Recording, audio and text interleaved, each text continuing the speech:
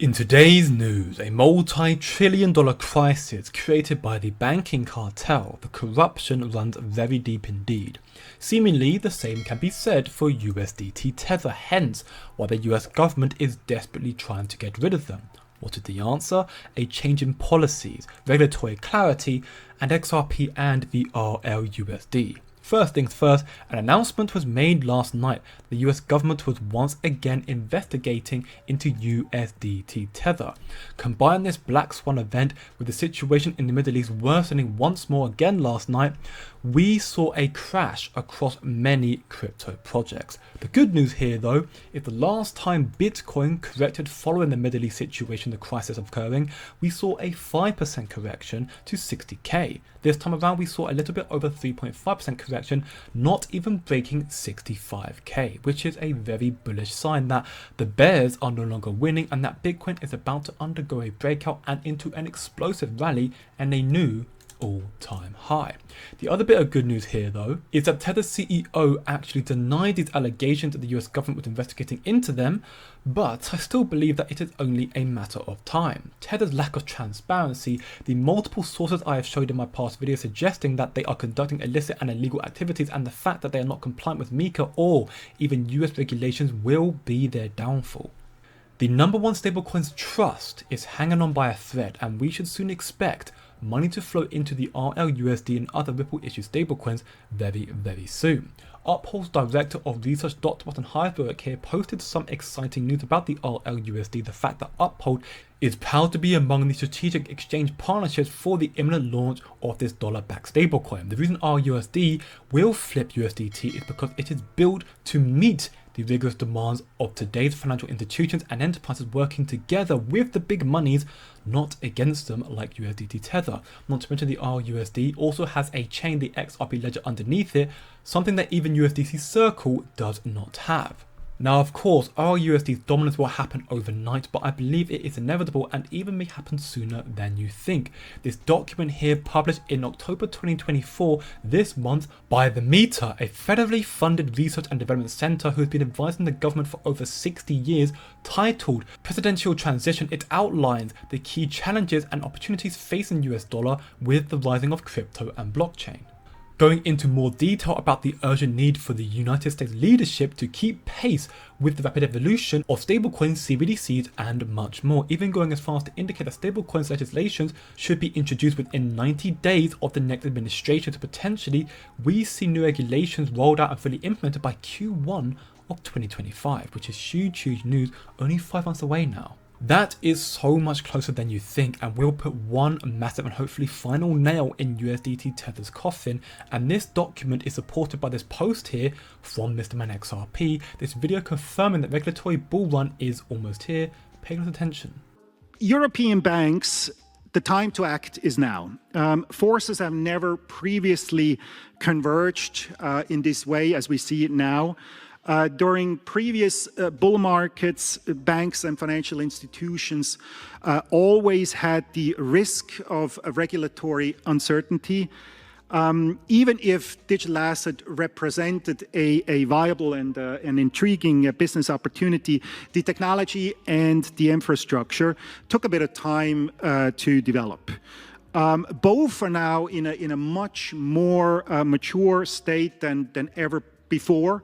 And 2024, for the first time, all three conditions, market, regulation, and infrastructure, are finally all in place.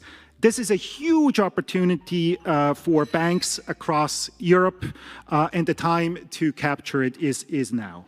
This is why I am stacking my bags, why I'm so bullish on crypto right now. Elections in 10 days, the next FOMC meeting, and rate cuts 2 days after that. Crypto is about to explode, which is why I created a free to join Discord server. Over 430 of us are now working towards achieving financial freedom, spreading our knowledge in order to become rich in this bull cycle. So if you want to join, then click the link in the description below, because this will also be the start of XRP and Ripple's comeback story, not to be just a solution against USDT Tether, but also against the greedy banking cartel as well. As we can hear in this video from Professor St. Onge here, the Financial Times reported that the bank stole $1.1 trillion from depositors when the Fed hiked interest rates, which is mental. And worse still, that more is still likely to come. Take a close listen. The Federal Reserve's rate hikes handed a $1.1 trillion windfall to U.S. banks, $1.1 trillion and counting. So says the Financial Times in an article looking at how major banks digested the Fed's rate hikes. In short, they kept them, passing less than a third on to depositors. In case you wonder what the banks do for us in return for the constant bailouts. So what happened is when the Fed hiked rates to try and control the inflation they created, they took interest rates from essentially 0 to nearly 5.5% over the course of 2.5 years.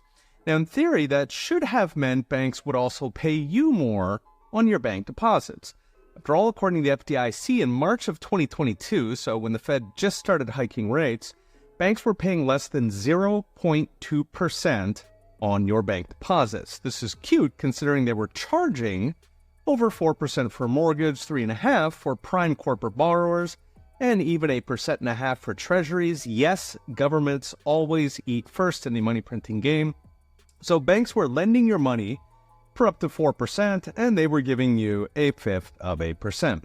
Don't worry though, Fed hikes were on the way. So what happened? Well, 5+ points worth of hikeage, and 2.5 years later, banks are charging a lot more. So mortgages are now 6.5%, prime loans are 8.5%. Even the government has to pay 4% for their money, and yet major banks are paying 1.5 points on deposits. Where did all the money go? According to the FT, over $1 trillion went to, quote, pad out profit margins. With the Fed cutting rates, Wall Street is poised to slash even those measly deposit rates as 1.5. As the FT puts it, they're slow to boost what they pay on deposits, but they are very fast to cut.